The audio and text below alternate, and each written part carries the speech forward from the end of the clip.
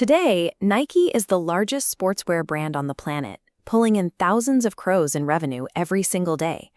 Top-tier athletes all over the world build their careers wearing Nike gear. But back in 1962, the guy who started it all was staring down a dead end. Phil Knight was 24, and he had just realized his lifelong dream of being an elite professional runner was officially over. He still wanted his life to revolve around sports. While doing his MBA, Knight wrote a research paper arguing that high-quality, low-cost Japanese running shoes could disrupt the American market. Having no other options, he packed up his savings and flew to Japan to test his college homework in the real world. Knight managed to score a meeting with the executives at Onitsuka, the makers of Tiger brand shoes. He was incredibly nervous. When they asked him what company he represented, he panicked. He pictured the blue ribbons he'd won at track meets back in his bedroom and blurted out a fake name, Blue Ribbon Sports. The executives bought the lie and gave him a deal.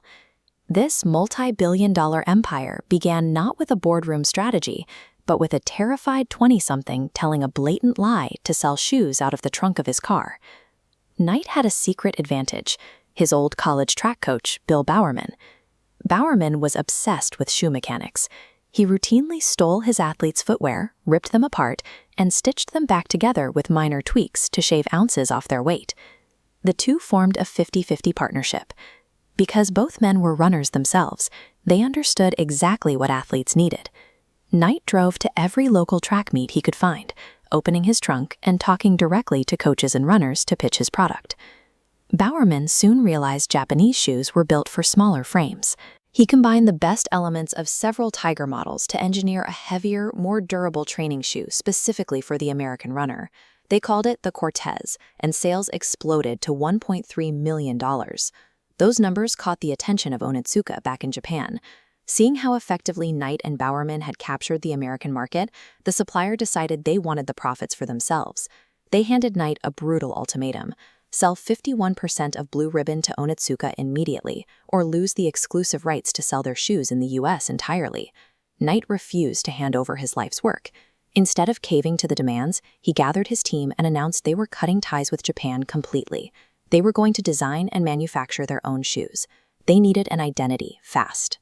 They paid a local graphic design student $35 for a curved checkmark logo, and took the advice of their first employee, who suggested naming the brand after the Greek goddess of victory, Nike.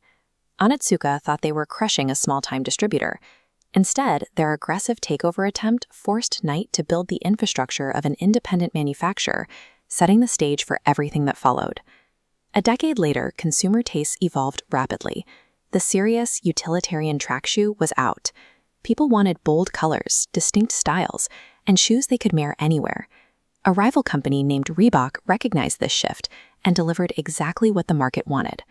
Nike, stubbornly focused only on pure athletic performance, suddenly looked boring.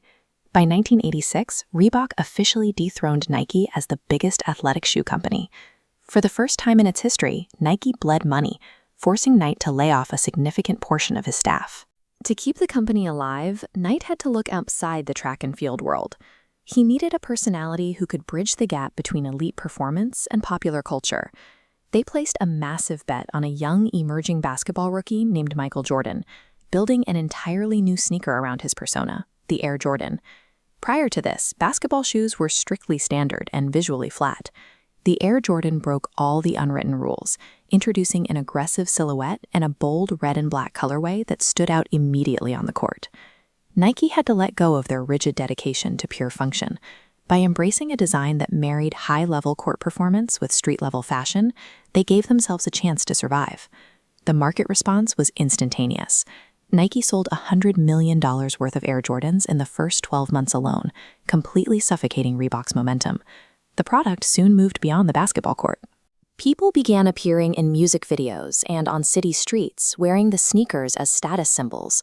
By the time pairs were being collected and traded like assets, athletic gear had successfully transitioned into a primary driver of global fashion.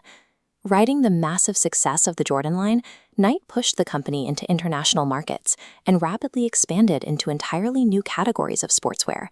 Anyone can write a business plan in an MBA class, The difference between an interesting college paper and a global empire comes down to an absolute refusal to quit when the real world hits back. When an overseas supplier tried to extort them, they built their own manufacturing pipeline.